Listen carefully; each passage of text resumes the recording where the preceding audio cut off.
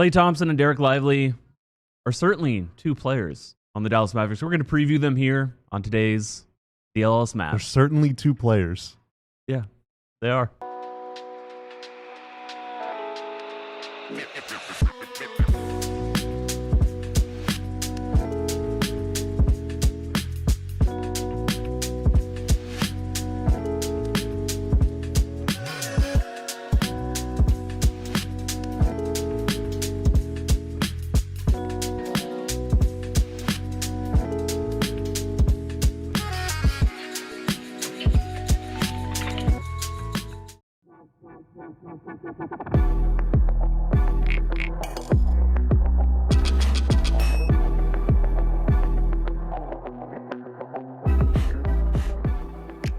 What's up? Welcome to the DLLS Mavs podcast. Are you happy now? It's not the show, it's the podcast. Yeah.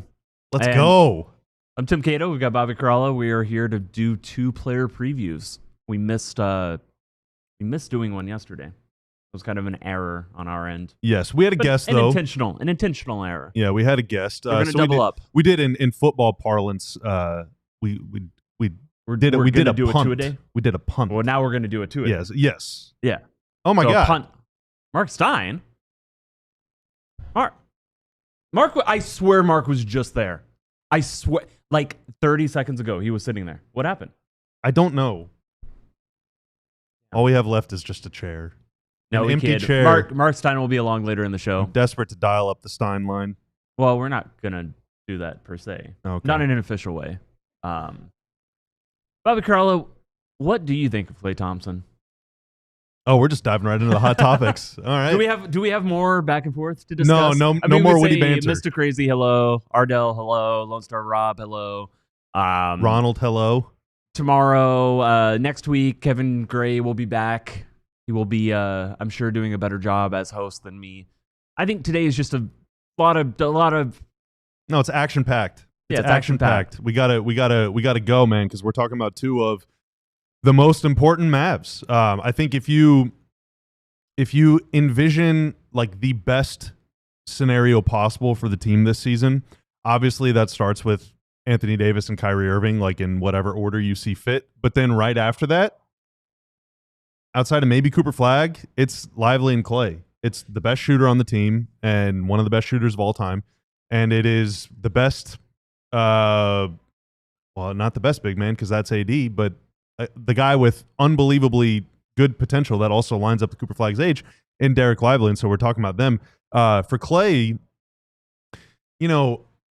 I think we've sort of been divided as a show on Klay as to whether we think he will be the starter or should be the starter even. Like, I think that he should be. I'm not sure he will be. I think there are other members of the show, I won't speak for them, that think that he will be, but maybe not should be, or that think he should be and will be, or won't be and shouldn't be, or whatever. Like, I think we all have a variety of opinions, but I think ultimately it doesn't really matter who starts and who doesn't, because the last couple seasons, the Mavs have played their starting five together for the lowest percentage of games in the league. There's actually on PBP Stats, a great website. It's free to use. They have like a visualization. I thought we didn't do shout-outs. I thought we didn't do free promos. That's true. We don't. Okay, yeah. I got it from PBP Stats. It's a website. Yeah. How about that?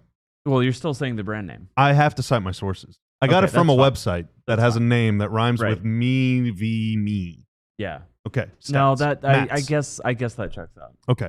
But I had a Quest protein bar. That's why I have. Okay, don't do that. That's why I have the energy to Tanner, speak. I am mute citing. his mic. Cut his mic. I am citing why I am able to be here today. As I was saying, the Mavs don't play their starters a lot. They played their starting five like 20 to 22% of the available minutes in a game each of the last two seasons, the lowest volume in the league. And so, how much of that is randomness? I think I haven't seen it. Well, I think starting lineup is intentional because that's true. The coach is acting like it's not your. To be clear, it's not your starting five from opening night or your most common starting five where an injury would by default. It's just the five guys that started the game together. And that makes sense because whether it's Lively and Gafford or Gafford and Kai Jones or Lively and Dwight Powell or any combination therein of guys on the team last year, those dudes were very rarely on the court for longer than like 4 to 6 minutes at a time. And that is also the case Quentin Grimes was starting sometimes. Sometimes it was Najee. Sometimes it was other guys that would start and play like 6 minutes, and then you wouldn't really hear from them again for a while. So whether or not Klay starts, I think is almost immaterial. But I want to focus on my big thing for Klay is what he does that no other player on the team does. The level of respect and attention that he receives compared to every other player on the team is like completely unrecognizable. And so, Tanner, let's go to the graphic. So last season, this is just catch and shoot threes. Okay, so not pull up threes, not any other kind, not heaves, nothing. Catch and shoot threes. The average defender distance, so the closest guy to Klay was an average of 5.9 feet away. And that was on more than 400 attempts. And he shot 42.5% on those catch and shoot threes, which is really, really good. It's the best mark on the team outside of Kyrie. We got another dazzling Kyrie stat coming up here in a second. But the average distance is really important because that is the average distance. I believe this is from Second Spectrum. I believe it's average distance once you catch the ball, not average distance once you shoot. So it's how close the defender is to you when the ball comes your way. And, the next closest for the podcast listeners, the next closest person on that list is Jaden Hardy at 6.5 feet. So that's more than half a foot away, which is a big, big, big difference over the course of that many attempts. And then you have someone like Najee Marshall at the bottom of that list, whose average defender was more than 8 feet away. And that is a lot, dude. That's more than 2 feet, almost 2.5 feet worth of distance. And the other reason that specific number matters so much is the NBA describes a wide open shot as whenever you have 6 or more feet of room. And so Klay's average catch and shoot three was not wide open, whereas every other player's on the team was, even Kyrie. So like he is just attracting so much attention, even when he doesn't have the ball and even when he's standing still, not just when he's moving, curling off screens or running in transition or whatever. Like guys are glued to him even if he's just hanging around. And that matters a lot because on this team that hurts for playmaking and definitely hurts for high quality shooting, you need a guy that's going to be a magnet in his own way, and Klay is certainly that. And what that stat also takes into consideration is an average. And so Klay Thompson still took 2.5 wide open threes per game. Yep. That just means that 5.2 of his, he took 5.3 not open shots or, open by Klay standards, still a defender closing out. Well, I can show you how many highly contested ones. That's the next graphic. You want to go to it? See it. Tanner, throw it up. So Klay Thompson last year took 243 heavily contested three-pointers. Now, most of these are going to be catch and shoots. Some of these are going to be like the, pump fake sidestep thing, whatever. So some of them don't all qualify for the previous graphic, but he took 243 heavily contested three-pointers, which means there's a guy within 2 feet of him.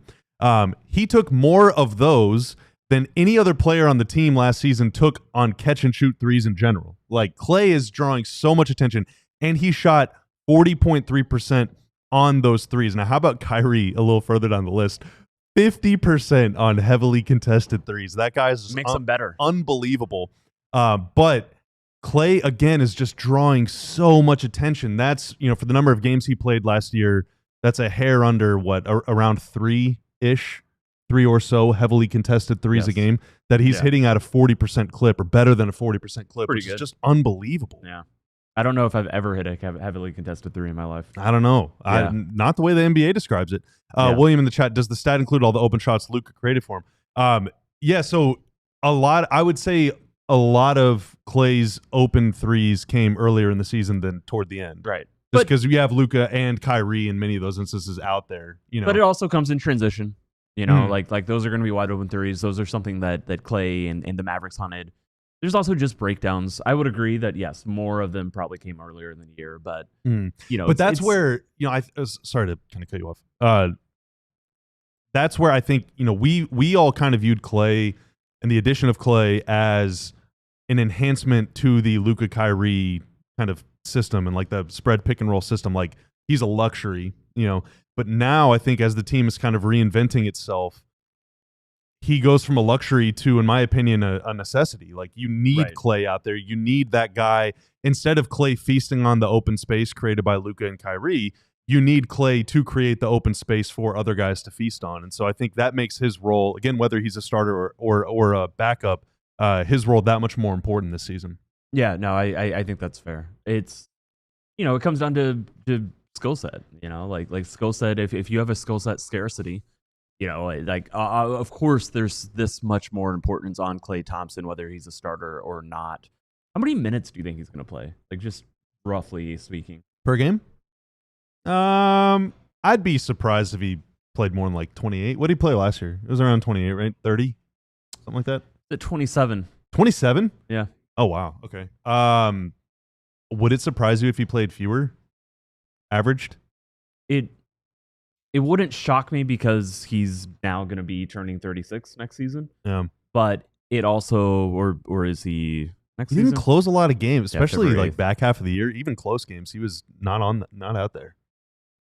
It's going to be tough. Like I think because of the team makeup, like there's also going to be more necessity for him to be out there more often. But there's also, we saw games where Klay just didn't have it. Sometimes I think at this point of Klay's career, like sometimes like you get the passive or like you get the off ball benefits of having Klay Thompson on the floor every time he's out there. But you get the like contributing to the game on both ends. Certainly his shots are going down. You get that like every like 2 out of 3 games. And you have to recognize that every third game, sometimes that's just not going to happen. That there is going to be more inconsistency because he can't, when the 3-pointer is not going, he can't make it up with 2-pointers anymore. That's just not something that he does. He shot I believe a career worst 45% on 2-pointers. Actually, the only time he shot worse than that was his second year in the league, and he was taking twice as many that season. And if you look at his mid-range stuff, his like 3 to 10 feet range area stuff, he's oh my god, wow, a wild Marc Stein has appeared. A Marc Stein, incredible. Hello, Marc Stein. How are you? Hi, guys. We can get rid of the question marks, Tanner. The Stein line is in the building. Can we do that just live on screen? Oh, they're about to go away. This is incredible. Tanner's mid-bite right now, so he can't. I was working on it. Oh, where'd they go? But the box is still big. We got to fix the box now. I'm doing it. Tanner's like, can you shut up? I am in the process of fixing this. He's trying so hard. What's the latest news, Marc Stein? Keep talking, please. That's not news. Is that news? You think I'm going to get sourcing calls and just come in here and tell you what they said? They wouldn't stay sources. Yes! They wouldn't stay sources. Yes, that is what I expect. They wouldn't stay sources. If I would love that. Well, sources just know that Mark doesn't tell us anything that you say off camera either. All right? Yeah, Klay Thompson Mark keeps so many secrets. So many. Klay Thompson was 38% in the paint. In the, not at the rim, but 3 to 10 feet from the rim. This has always been an area he's been awesome at in the past. Or maybe not always, but ever since he came back from his Achilles injury, Klay Thompson was 49%, 51%, 48% in that 3 to 10 foot, that floater range. You've seen so many of these shots. You saw so many shots last year. He loves to turn around. It's like the turnaround fade where he drives as far as he can. And usually that means he's getting stopped, 7 feet from the rim, 8 feet from the rim. And then he'll kind of do like a fade, pull up, hang jumper, or he's going to turn around with it. And he was making almost half those shots the past 3 years in Golden State. And that helped mitigate the fact that he wasn't able to get to the rim as efficiently, as consistently. It made up for the fact that, his drives were stopping shorter, but it didn't matter because he could still put those shots in. Last season, it didn't happen in Dallas. He wasn't good 10 to 16 feet either, 37%. He's career 43%. So yeah, just a bit down all over the board. The type of thing that happens, like the shooting stroke's still going to be there, but the more your shots involve your legs are the ones that start to go. And yeah, there's more that we can talk about this after the break, though. Much more. Much more. Make sure when you throw to break, you stop talking. You know, I've always been good at that. Marc Stein. That's much appreciated. Tim Cato So we're is going to good hit a break at not now, talking. but we'll come back and talk more Klay Thompson right after this. Shady Rays is the best sunglasses in the world as I pull up my hat copy. I'm joking. They are. They're great. Here. I love my Shady Rays. However, do you know that moment when you're loving your Shady Rays? That's a weird way to say that. And then you realize you left them on the hood of your car. Yeah. I thought that I lost mine actually the other day. Really? Yeah. Turns out I had just left them in my car, thank God. But I was panicked. I have 2 pairs, and I also didn't know where one of my pairs was for a while. And then it showed up. It was just in my bathroom sitting in a weird place. But I found it. However, I was never concerned because here's the thing about Shady Rays. If you lose or break them, even on day one, Shady Rays will send you a brand new pair. There's no guilt trip about it. It's just replacements. So now I wear my sunglasses all the time without fear. I basically just throw them into the woods and then go try to find them, and I don't actually do that. But Shady Rays is eyewear that has your back. We've teamed with Shady Rays to bring you an exclusive offer. Head to shadyrays.com and use code DLLS35 for 35% off polarized sunglasses. Try for yourself. The shades are to 5 stars by over 300,000 people. Are you looking for an afternoon of great conversation, good company, and a chance to make a difference? So you can join us for the Big Brothers Big Sisters 4th annual Cigars and Conversation happening Saturday, September 13th. Folks, that is this weekend from 2 to 6 p.m. at Casa de Monte Cristo in Dallas. You can enjoy a premium cigar, a complimentary drink, and connect with people who care, including Big Brothers Big Sisters board members, staff, and community leaders who are all coming together to inspire change. You can ask questions, share stories, and discover how you can get involved. Whether you're a seasoned supporter or just curious, this is your chance to network, engage, and to be the change. That is Cigars and Conversation, Saturday, September 13th from 2 to 6 p.m. at Casa de Monte Cristo. That place looks awesome. Be the change, be a mentor. Visit the link in the description for more on the event and Big Brothers Big Sisters. I also want to take this opportunity, fellas, to say that all throughout the month of September, we are raising money for Big Brothers Big Sisters. There's a fundraiser that's going to be on our channel. It was on here last week and will also be on here next week. For this week, we just want to promote becoming a big. You can mentor a young person, and we can change the odds and build a better tomorrow. So if you go to the Big Brothers Big Sisters website, you can enter your zip code on the website and find your local BBBS agency in your area, and then complete the online inquiry form. And upon completing that form, a Big Brothers Big Sisters staff member will contact you and get you all set up and ready to go. So it's a great cause, and just want to raise some awareness for it. Do you think Klay Thompson is being a big to Max Christie? Honestly, I bet so. He does seem like someone that would want to mentor teammates. Yeah. Or that would be open to that. Kind of like Dirk. I don't think Klay is going to go knocking on someone's door saying hey, here's some pointers. But if they come asking, he'll definitely have answers. I would say most players are like that. I would hope so. I remember a story told about Roddy B, where Jason Kidd told him, here's my number, come to dinner anytime, we can talk about basketball. And Roddy B never took him up on that offer. And people around Roddy B, Rodrigue Beaubois, are like, yeah, he was a shy, very nervous, didn't speak English well. He was a kid who just he wasn't comfortable in Dallas. He wasn't comfortable as a human being. William says, I'm a BBBS sponsor, super rewarding. Heck yeah, dude. Heck yeah. But yeah, Roddy B never took Jason Kidd up on the offer. And looking back on it, it wasn't an arrogance thing. It was a symptom of the discomfort he felt, broadly speaking. But it also stood out to me, to our point, that Jason Kidd was somebody who said, here's my number. I'm the veteran. I'm the older player. I am here if you need me. You set it up. I am not going to make you do anything that you don't do. And usually when I hear stories about great teammates and leaders and veteran leaders, that is the route that they prefer, because you don't want to tell any young kid that you have to do this or you have to do that. It has to come from them. Anyway, welcome back to the DLLS Mavs podcast. Was Elliot Eitzman asking me about Grimes in reference to the Mavs? Elliot, can you clarify what your question was? But he's going to end up going back to the Sixers. We only have these 2 restricted free agents left now. The Giddey deal.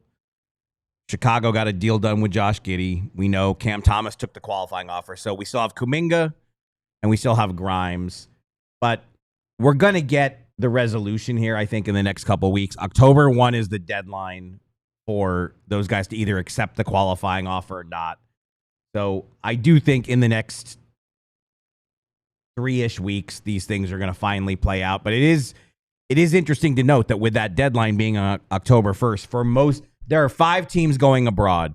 So for the 5 teams going abroad, they can do media day and training camp. 5? Why isn't it an uneven number? It's because the Pelicans are going to Australia and playing Australian teams, so they're not playing NBA teams. But then you have unbelievable. You have the Suns, for all of preseason.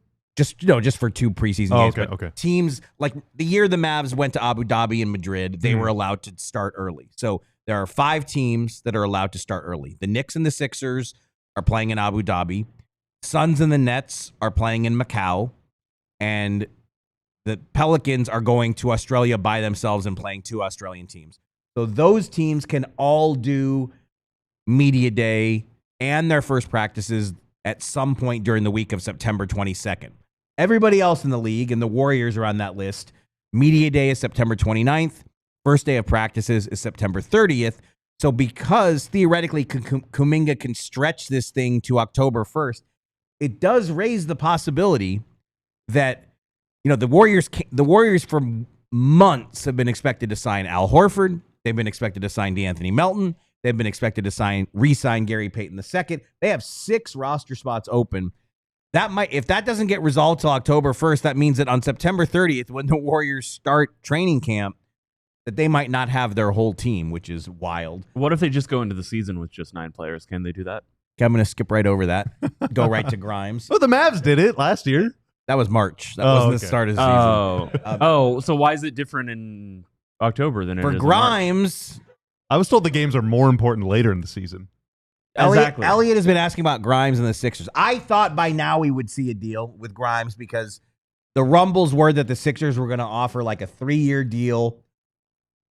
Quentin Grimes posted a photo of himself in a Sixers. Yeah, and I thought you're not even on Instagram. How do you know about these things? Because someone posted it on Twitter. I'm definitely not on Instagram. That's also where I saw it. So. Not even a burner? I do not follow Quentin Grimes on Instagram. No, I have an Instagram account. I don't. Do you have a burner Twitter account? No. Why? I'm just asking. Why do I want to? Why do I want to tweet more? He wouldn't tell me. You know what? That sounds like someone that has a burner account. Yeah, it was such an emphatic denial. Go find it then. If I have it. All right, he definitely has a burner account. Go find it. I helped find the Adam Silver one. And you really think it was a real burner? The Adam Silver one? It was Adam Silver's, right? Yeah. A few years ago? Like I totally don't remember this story. I have no idea what you're talking about either. So Klay Thompson season preview. Mark, how do you think Klay's going to do this year? I was getting to that, and then I got... You think he's going to have a big year? One last thing on Grimes. I think Grimes ends up staying with the Sixers. Just take down the subhead, Tanner. No. I'll get to Klay in a second. But Elliot was asking about Grimes, who's tangentially Mavericks related, so I thought I would chime in. I think Klay Thompson is taking a larger leadership role with this group than he had in year 1. I think he has a louder voice. We saw him working out with D'Angelo Russell. I heard that there were recently some player get-togethers in LA that Klay was a leading voice of. So I think on this team, he's going to have a much larger voice. And again, I think we talked about this last week. Like Klay, a big reason why Klay came here was to play with Luka. He really wanted to play with Luka. So you would think that Klay would be among the most despondent. He's not here. And look, we obviously can't account for, what he's, how he's like away from the spotlight. But whenever he's been in front of a microphone this summer, he has tried to put a positive, sunny spin on where this team is going. And I think he's going to start, and I think he's going to have a good year. Yeah, Adam Silver did have a private Twitter that got found. Wow. I truly don't remember that. This was in 2017. I think did I write the story about the referee? Eric Lewis? Yeah, and I can't remember now, was a burner part of that? There was a burner. There was a Twitter involved, but I believe it was alleged that it was someone related to him and not him.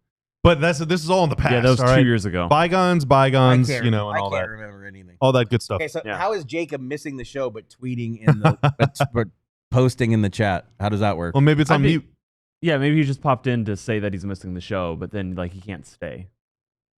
Because like it's much quicker to type "dang it, I'm missing the show" than it is to stay for the entire show. I think you should do both. I think you should chat and watch the whole show. I am just making a point. In fact, sometimes I go back and watch the show 3 times. Yeah, all the way through. Oh, I usually do it 4 on half speed. Yeah, like it takes. Like I do it. Spend more time with this. I do it 10 times on double speed. Now you got Elliot. Now you got Elliot upset. One of our diehards got him mad. Oh no, Elliot! I'm not trying to shut him down. I'm not trying to silence Marc Stein. I'm trying to dial up the Stein line. All right, Marc Stein. We've got 4 minutes. Let Marc talk. Let Marc talk. Okay, I've got to actually be the host for a second. We've got 4 minutes left on Klay Thompson. I think me and Bobby covered a lot of things that we were interested in. What about Klay Thompson's season, and then we went on a little sidebar, a fun sidebar, a necessary sidebar, in early September. Not too worried about it. Do you have 4 minutes worth of thoughts on Klay Thompson, his season to come? I think I just gave 2 minutes worth of thoughts on Klay Thompson. You got more? Yeah. I mean, look. Like are you? Marc, so Marc, one of the things, one of the big questions is, will he start or will PJ start? I think that is the likely either or. But as I keep saying, even though nobody apparently heard it yesterday, that we haven't even seen this team on the practice floor for one day yet, so it's kind of hard to answer that question. That thing was loose, but probably Led's fault. Look, Klay is the most accomplished marksman on this team. I think yesterday you guys were trying to tell me that I should put D'Lo in the same category. I wasn't on yesterday's show. That makes sense, probably why it came up. I was willing to say that he is, a very high-level shooter similar to Klay. So Klay, he's not better than Klay. How Klay fares this season is it's going to be a big part of this team's trajectory. I mean, again, my personal belief is that the playmaking void is a larger concern than the three-point void. I think if you have elite playmaking, you're going to get good three-point looks. But let's say you don't agree with me on that. Stein, shut up. No, we're more worried. If you're more worried about the three-point situation, Klay obviously factors into that hugely. Last year, there had to be some level of shock because the Warriors were the only NBA team he had ever known. He's now with a new team, but I think, again, he is very settled in as a Maverick now, and he has this outsized or growing leadership role and, one of the most important players on this season's team, I think. I don't think that's an exaggeration. Yeah, in the first segment, basically said that like on last season's team heading into October at least, he was almost like a luxury, but now he is a necessity. He's super important. I would say with him guys, if I put the magic wand in your guys' hands, Klay starts, or if you put the magic wand in my hand, I'm rebuilding the roster around either. As soon as I said that, I realized where you were going to take that. So no magic wand. If I wouldn't start 2 non-shooting bigs. If I give you the proverbial piece of chalk to write the starters on a blackboard, or on opening night, if I give you a Sharpie to write it on a dry erase board or whatever they call those things, he's starting on opening night. That's my guess. That's my prediction. That's my prediction. That's my prediction, and that's what I would do based off the roster that has been created. Yes, I think that's fair. I think is the thing that makes Cooper sense. is not starting at the 2 on the Corella Straters. Oh, he's not starting at all. He's coming off the bench for me. You said magic wand? Just don't get people mad at us on your way out. Okay, fine. You got 3 weeks left. Sir, this is a stay family under the show. radar. Yeah. No, I think Klay still loves. You ever look at the comments and just think, man, people watch this show every day. What brave souls they are. Why wouldn't they? This is the best show on TV. This is the best show on phone. It's better than TV. It is. Yeah. But as somebody who, a large reason why Klay Thompson felt so spurned by the Warriors that he ended up leaving them was the fact that he's, got moved to the bench. Hopefully 2 years after that, there is going to be some level more understanding that there's just a lot of pieces that are hard to fit together into the starting lineup all at once. And certainly Klay Thompson caused no problems when, he didn't close a lot of games and there was no serious issues from him about that. But it just makes sense that he's going to start the first game of the season, that he's going to start for the imminent future. Someone at this panel said that at some point Dallas is probably going to get to a lineup where Cooper Flagg is the 2 and PJ is the 3. And I think we should expect that, but I don't think that we should expect that from the opening game, the opening night. On that note, let's hit a second break. A break on is this coming. Show. There will be a pause too for you to. I think after yesterday, he is well equipped to deal with anything. So we'll hit our break, and then we're going to come back and talk about Dereck Lively, preview his season for a couple segments. First, let's talk about the benefits of becoming a diehard. And folks, there are so very many. Before that, though, everything that we're doing on YouTube, hey, this show every day, it is totally free. There's ads, but it's totally free. And unlike Adam Silver's NBA, I want you to watch the show. I don't want you to just watch the highlights of the show. But if you do want to see the highlights of the show, then follow us on Twitter. It's DLLS_Mavs. DLS_sports _Rangers _stars _Cowboys _wings. We got a wing show coming out later today. That I'm sure that's going to be a fun one. Talking about maybe more about how the Wings should maybe think about trading for Angel Reese. It was fun last week, and now it feels a little more possible. A little more realistic. They're going to trade Paige? No. Oh. No. No. Tanner, cut his mic. Oh, I thought it was like Paige for Angel. Get the dynamic duo, dude. Get Paige and Angel in here. No, I'm down for that. Paige, let's go. Angel's a good player. Angel's a very good player. Yeah. Paige is a very good player. They'd be cooking. They would be cooking. But anyway, if you want to support us a step further, hey, become a diehard. That's the best way to do it. Scan the QR code right there. It'll take you to a website where you can sign up. In exchange for signing up, you get a free shirt. Like, it could be this one, for example, or it could be neither of y'all are wearing it. Tanner, are you wearing one? All right, no one else in this studio right now is wearing a DLS shirt, but just trust me. What is this? Well, you can't get one of those yet, but I just saw a picture the other day. We got hats on the way. That's a rumor. But there's more than 40 shirts to choose from. You get one of those for free when you sign up. You also get access to the Discord. It's a great place to hang out with fellow diehards. Get a discount on any other merch. Get a discount on events. You also get your physical diehard card. And the most important thing of all, our undying love and affection and companionship. Wow, yes. I was right. Yes, absolutely. So for all those reasons and more, please become a diehard today. Welcome back to the DLLS Mavs podcast show. Yeah, nope. Almost, you were so close. Show podcast. That's even further. What's your preferred term? The DLLS Mavs podcast. Not show. Yeah, Bobby prefers podcast, but I prefer show. I kind of prefer show also. Ugh. I didn't know where you stood on this, but it's now noted. It's not where I say. It's in the name. It's now where it's noted. I think Bobby would and push back. Nothing but love and kudos and admiration to all of the people who are saying in the chat why they watch us every day. You guys absolutely rule, and some very moving comments in there. Thank you for saying that. Oh, that's lovely. You know who else is lovely? Who's that? Dereck Lively II. The Mavs. He is lovely. He's starting lively. center. He is. On opening night, we might find out. Let's start with Marc Stein here. What is your confidence level that Dereck Lively will be available and ready to go either on training camp or at least by opening night of the regular season? If he proves healthy enough, he'll be the starter, but that's again the question that we can't answer. I mean, media day, there's a lot to find. Media day is going to be the first chance to really ask these questions. Do we have a Kyrie Irving timetable? We do not. Do we have an Anthony Davis timetable? We do not.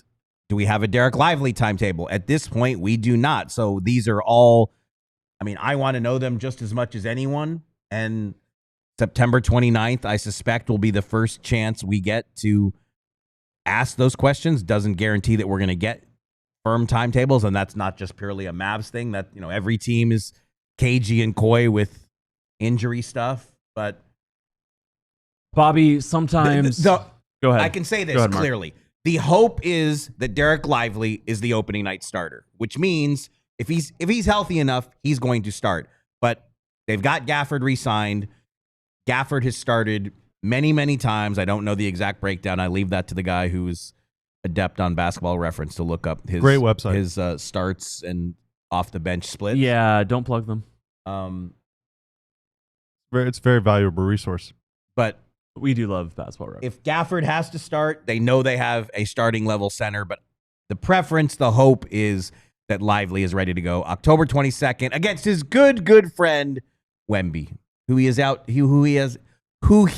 outdueled on multiple occasions. Twice. Dereck Lively is Wemby's father. Twice as multiple. Twice as multiple. Bobby, before we get to, you have a big thing about him, right? My big thing, yeah. We often on the show, because we know why we feel this way, say that Dereck Lively is a better player than Daniel Gafford. But I think it's only fair. Malik disagrees. Shahid Malik. I think a lot of Mavs fans disagree for sure. Yeah. And I know we've talked about this sometimes. Why is Dereck Lively a better basketball player, more likely to be a starting, this starter, the Mavericks' preferred starter than Daniel Gafford? Even though Daniel Gafford clearly has a lot of talent and a lot of plus attributes to his game. Yeah, I think Gafford is a lot more productive, independent of high-level guard play. Granted, Lively did have, he's had plenty of, impressive stat lines without, when Luka was not playing or barely played at all, or same for Kyrie. But Gafford obviously went on that tear after Lively got hurt and before the trade when Luka was out. I think Kyrie was available, but maybe for part of that stretch or not. But Gafford was just playing unbelievable basketball. And so that's going to stand out in people's minds. But, I think Lively's a very good passer. Lively's a very good rim protector. I got a stat about Lively being a very good switch defender coming up here in a bit. But, I think Lively, despite having a thinner frame, and maybe, Gafford is a couple inches shorter, but I wouldn't be surprised if Gafford weighs more. I don't know what they're listed at. Gafford gets pushed around a little bit on the defensive glass. He is not a great defensive rebounder. He's a good offensive rebounder, as is Lively, but I think Lively's a better defensive rebounder, which for last season's teams and previous teams that they've been on has mattered more than I think it will this season, because you're going to have AD out there, you're going to have Flagg out there, like you're going to have a lot of other big guys out there. So I think individual defensive rebounding at the 5 spot doesn't matter as much. But Gafford, at least in my memory, loses a lot more of those 1v1 duels for the ball than Lively does. But also Lively is just quicker footed, and Lively can defend in a more versatile kind of variety of teams. And that matters a lot. And, we saw that during the Mavs run to the finals. Lively was the best big man on the floor in many of those series, and that includes series against Gobert, and some of the other numbers on it is that Dereck Lively, when he was on the court, plus 98 throughout the run to the 2024 NBA Finals, plus 98 with Dereck Lively on the floor. That is the second best number behind only Kyrie. The lowest was Daniel Gafford with a minus 46. Now, Lively had the benefit of going up against backups, whereas Gafford was always going up against the starter. 100%. But in those series, if you think about it, Lively, in the Wolves series, Lively's always going up against Naz Reid, who is basically a starter. He's 6 man a year or whatever. Right.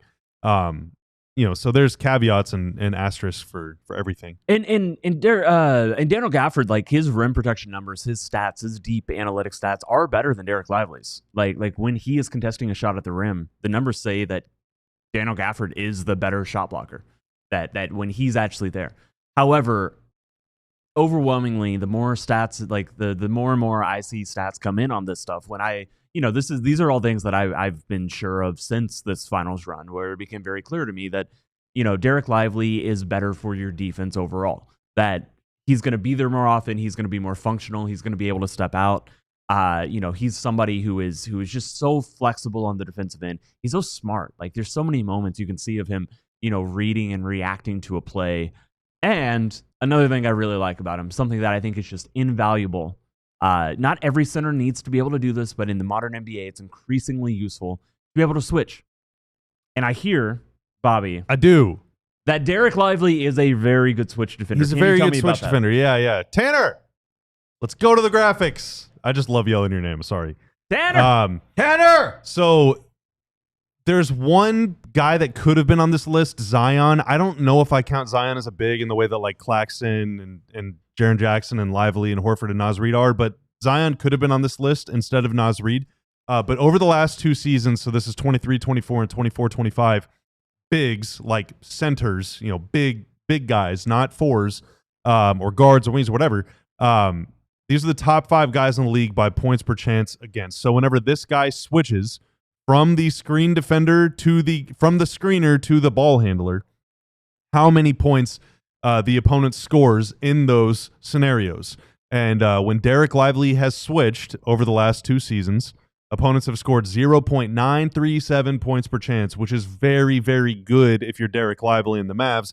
It's very, very bad if you're the opponent. Now, yes, very good. One obvious glaring thing is Nick Claxton, who's number 1 on that list, has switched 700 screens. Al Horford, who's right beneath Lively on that list, has switched more than 550 screens. Lively only switched 302 because of availability. He would have switched way more if he was more available. But I would also say early in his rookie year, they were not switching at all. Correct. I wanted to clarify last season, despite missing a lot of the year, he was switching a lot. And I think that stat is the reason why I want Lively to start, because start bench doesn't really matter for a lot of guys. But Lively is going to play a lot of minutes with AD if he's the starter. And I love the look of a defense that has AD as your back line, Coop is kind of lurking, kind of doing whatever, and then Lively is able to step out and switch on the perimeter where you have length out there and you have length on the inside, as opposed to having Gafford and AD, neither of which you really want to switch very often, both wanting to stay near the rim. That's whenever you could get burned on the perimeter. So I think that Lively switchability just blends super well with AD's ability as kind of this backline roamer. I would agree with that. I think you're spot on. I think that it is more likely that the really unstoppable, like switching is, if you have the personnel for it, switching is the best way to deal with a pick and roll. It is objectively the easiest way to make sure that everybody stays in front and where they need to be. And those challenges that you're going to find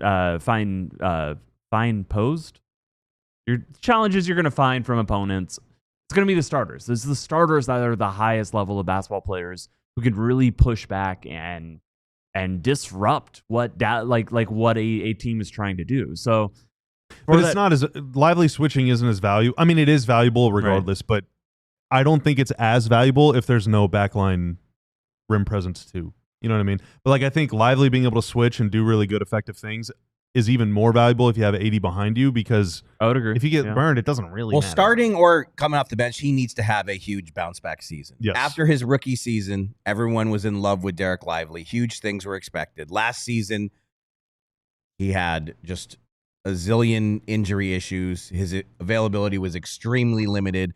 But like we say, they're going to have to get shots from not just Klay, but someone else. They need to see a 60-plus game season from Lively, from my seat. He needs to get back to where he was after year one. We were always saying he's not just the future, he's the present. I mean, it was qualify for awards. It was a one big injury. He missed 4 games at the beginning of November. He missed a random one-off game to start December. He missed 3 games to end December. But that's already 9 games in the first 2 months. Well, just the whole saga of the foot injury, everything that happened around the foot injury, coming back and not looking like the Dereck Lively we remember when he was back. How much of that was injury related? How much of that was adjusting to life without Luka? And then, of course, I reported in the summertime that he had to have another procedure. So, I mean, it's been a lot. And Cooper Flagg is the overwhelming rookie of the year, and we want to see that. We want to see Cooper Flagg have a rookie season that he is the unanimous rookie of the year and lives up to all the billing. I think pretty high on the list, on that wish list, on the magic wand list, would be seeing Lively come back to, look like a player who's not just where he was in year one, but who has really improved and taken a step forward and looks like one of the cornerstones of this team going forward. You want to know who else was on that? So not just a big, but someone that was on that list that rated very, very well as a switch defender the last couple seasons. Not a big. Kyrie Irving, Najee Marshall, Luka Doncic. That does make sense to me. He always guarded up better than guarding down. Although I guess if he's switching, well, you got rim. Yeah, I mean, usually when he switched on to people, which I was surprised by. Frankly, I was really surprised by that. Yeah, honestly, more and more like his issues are not being in the right place. They're off ball, not on ball. Yeah. So let's take our final break of the show, and we're going to come back and we're going to talk a little bit more about Dereck Lively and break coming, Tanner. Anything else that you guys might have for us, including I know somebody had asked about Adam Silver's comments. Maybe we can get to those. But first, a break. Oh, God. Hey, but first I want to tell you about the Ball Knower bonus, folks. There are so many ways to have fun on our website. You go to the ALLCITY locker. It's where you can get some DLLS merch or merch from your other favorite cities. But let's be honest, you just want some DLLS stuff. Well, hey, stuff costs... Oh, my God. I thought that was Tanner's sound effects at first. It's like, everyone loves merch. Did those horns come through the audio? That was so loud. What kind of creature... What kind of creature is making that noise? Startling. That was so loud. That was almost as startling. It was probably a ball knower. It was probably a ball knower. Bonus. Yeah, just letting you know. Startling as Sarah's. I want to see Dereck Lively comment. So you go to the locker, and then you can activate that ball knower bonus. You can pick the outcome of a game. There's all sorts of stuff in there. Hey, do you think the Cowboys are going to beat the Giants this Sunday, or do you think that the Giants are going to beat the Cowboys this Sunday? You put in your guess, spend at least $25 on the site, and then if your prediction comes true, well, hey, you are instantly granted a gift card worth what you had just previously purchased, so you can double your merch order without having to do anything except just prove that you know ball. So activate it right now, like that guy just activated his car horn at us.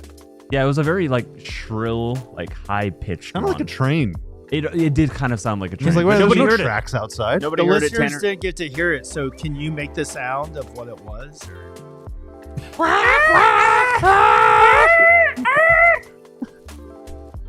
How'd that sound, Mark? Was that pretty accurate? Shriek worthy.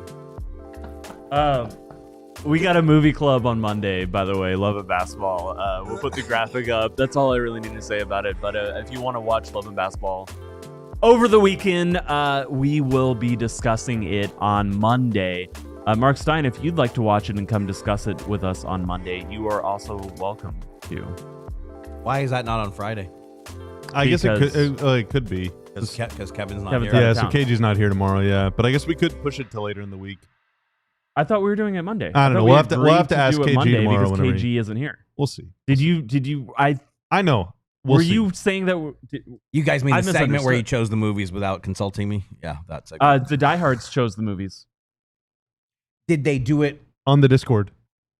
So it wasn't part of the show at all? No. So you could have been in the Discord, and then you could have also You have a Discord burner? Do you think I know how to log on to the Discord? Do you know what Discord is? I do know what Discord is. Discord isn't that much more. Isn't much harder. Discord is like Slack, but it's fun. I mean, we It's a have lot like time Slack. before the season. We could add a Marc Stein basketball movie.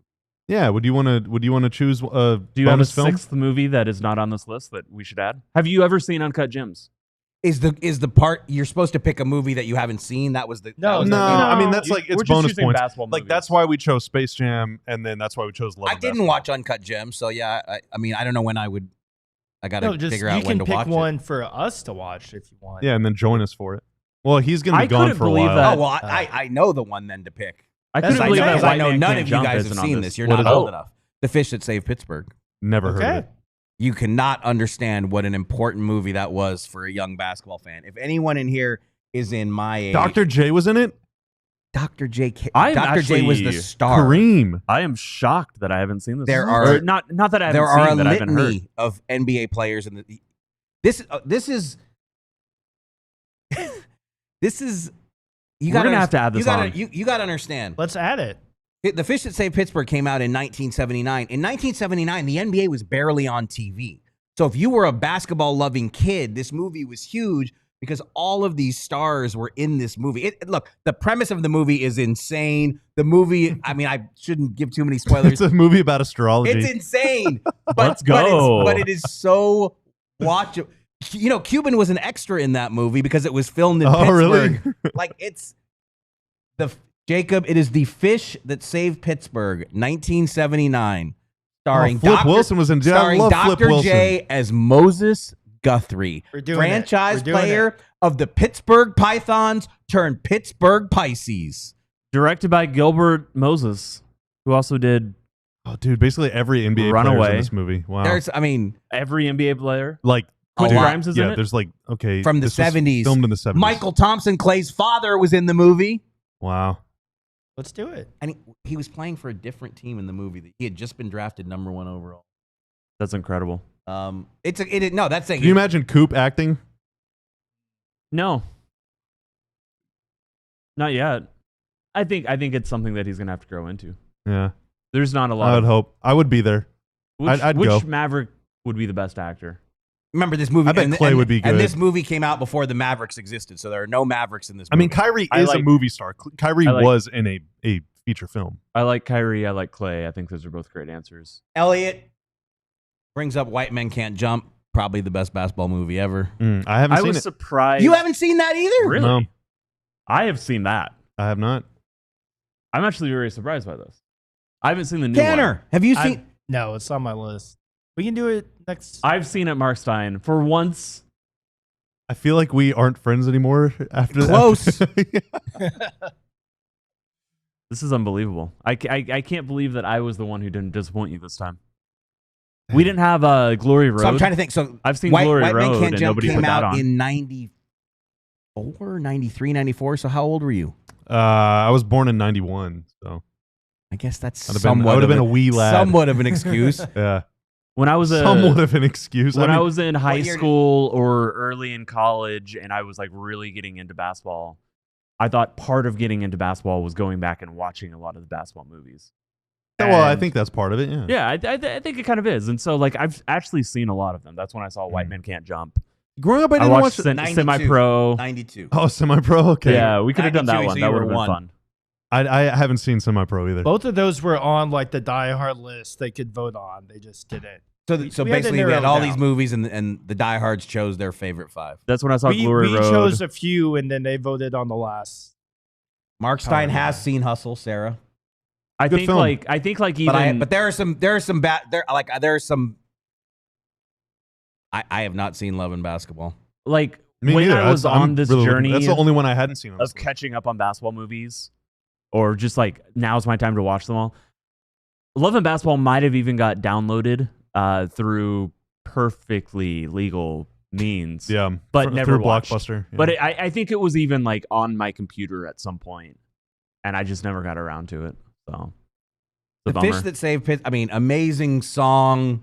Shaq will always say that it's his favorite basketball movie because, like, again, when at that time the NBA was barely on national television. It was in the heart of tape delayed finals games. So it's like that show, that movie, The Fish That Saved Pittsburgh, and I've told you guys before about The White Shadow, which is had a 3-year run about a fictional former Chicago Bull going to coach high school ball in Los Angeles. Like, that show was so ahead of its time, and another just like, that's not a movie, but we should somehow we should do watch an episode of that and comment on it because that I'm down. So a fish that saved Pittsburgh was A Fish Called Wanda, a prequel or a sequel?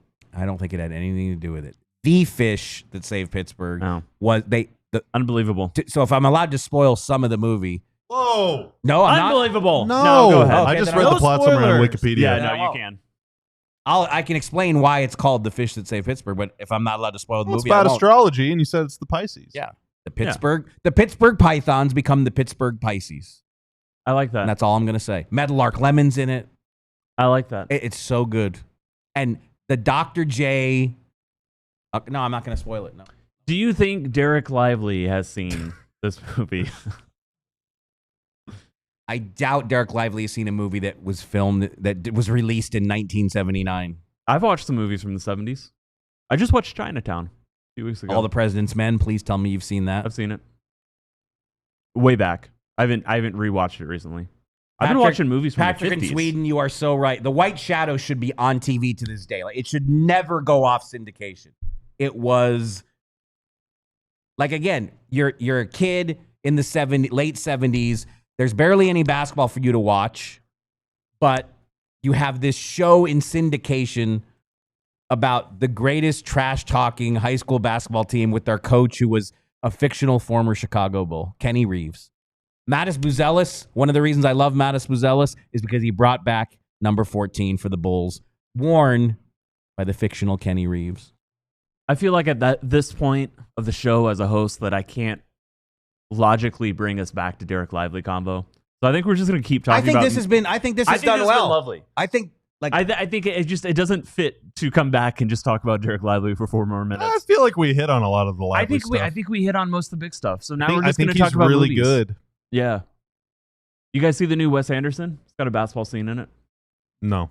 No, now if you guys start talking about real movies and like real pop culture, I might as well just go back in the hall and get on the phones. Like I have nothing. Well, to don't get back in the hall. Just get on the phone right there. Do you think someday I'm ever going to accidentally do the phone call live? I kind of hope so. Yeah. You tried to bait me into that the other day. I did not try and bait you. You almost did it yourself. Have you ever seen Air Bud? I have not. Oh, it's really bad. Don't watch it. It's so bad. But at least I've heard of it. Yeah. That's a step up from the other movie. I feel like if I rewatch Hoosiers, which I've seen before, but I feel like if I rewatched it, I would not like it at all. I mean, why? I just think I get the impression it's just like very cliche and corny. That's kind of the point, though. Yeah, that's true. But I haven't rewatched it, so I don't have an opinion on it. I thought it was interesting that it wasn't on our list. So what was the premise of what was the premise of building this list? What was the pitch to the audience? We wanted something to do. No, I get that, but we were also gonna have a book club. I don't understand how you guys arrived at these 5. Tanner wants to explain it. I did something for you. I updated the graphic. Hey. I like this. And this is Uncut Gems erasure. No, you can still see the rest. It's the just fish that I only had like 2 minutes to do it. That's a pretty cool movie poster, though. I gotta say. Threw it on there, and I threw on your your headshot. It is one of the most preposterous movies ever. But if you love basketball, there are so many basketball legends in this movie. You cannot not be transfixed by it. It's Dr. J was mesmerizing. I mean, I wish Tanner could just play the Dr. J montage right now to take us out. We might please get a copyright don't do strike. that. Don't do that. No, we're only if we're in Pittsburgh. Jacob says the fish that saved Pittsburgh is entirely free on YouTube. Don't promote that too much. It'll get taken down. Tim shared a link to Coach Carter, and it was gone by the next day. Wait, really? Yeah. I found a different one. But. Oh. That's crazy. Puff the Magic Dragon is the best movie. But I didn't promote it. I just the fish that saved Pittsburgh. Whoa, whoa. Is that really part of the movie? Yes. Can I dunk on Adam Silver real quick on the way out? Oh, yeah. Please. Fine. The commissioner basically said yesterday that NBA is a highlights league and that you don't need to watch the games, which I think is a load of malarkey. I think it's really bad whenever people that cover the league, or in this case, the guy that runs the league is like, yeah, I mean, you don't really want to watch this stuff. None of these players matter. None of them are good. None of them are tough. None of them are skilled. They're all lazy. He quite said that, but he literally said this is a highlights league. Yeah. No, he did say that. That is such an insult to your product. Because you're saying the good stuff you can just watch later. Why watch the games? Why watch the games? I am also annoyed and mad at this quote. I was just pushing back. It's just really annoying, man. Why can't we just say the games are awesome? You should watch them more. And here's reasons why you should watch more of the games. Can anyone that works in the NBA, can anyone say that out loud and give me 5 reasons to watch, 5 reasons why I should care about a role player on the Jazz? I challenge you, please. You're not grinding Kyle Filipowski tape? Not of him, no. That situation is, I'm kind of keeping my distance from Kyle Filipowski. Is there something new? No. Yeah. Okay. Anyway, watch games, and I'm sorry. We're sorry. I celebrate the product every day. I complain about some stuff, but we're I frustrated love the NBA. that it's not easier to watch games more Indeed. But it's easy to watch us. YouTube.com/@DLS_sports, I think. There's an @ in the URL for our channel. @DLS_sports. I do think that's kind of weird, but that's every YouTube channel. Oh, okay. That's just how YouTube channels are. Gotcha. Okay. Yeah, they all start with an @. Okay. that will do it for our Thursday. Yes, it's Thursday episode of DLLS. Quite a Mavs roller coaster of a show, I would podcast. say. Yeah, it's weird. We had a great, 14 minutes. And then I think we had a great 60. I'm going to go back and rewatch this myself twice. Not just the highlights? No. Damn. Not just the highlight. I'm watching the whole thing, baby. We got Marc Stein. We got Bobby Carla. I'm Tim Cato. We got Tanner behind Then I'm gonna go argue the online. desk. Thank you, everybody, Tomorrow for it's just the tuning two in. of you, gents. Is that KG true? will be But joining remote KG from will Vegas. be tuning in, calling in. And Kat will be producing. It'll be a fun show. We'll see you then. Bye. We all silly like the mayor.